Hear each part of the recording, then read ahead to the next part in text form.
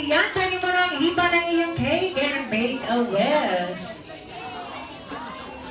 Ayan, palakpakan po natin si Sian. At ngayon naman po, ay maririnig natin ang message ng kanyang mommy and daddy.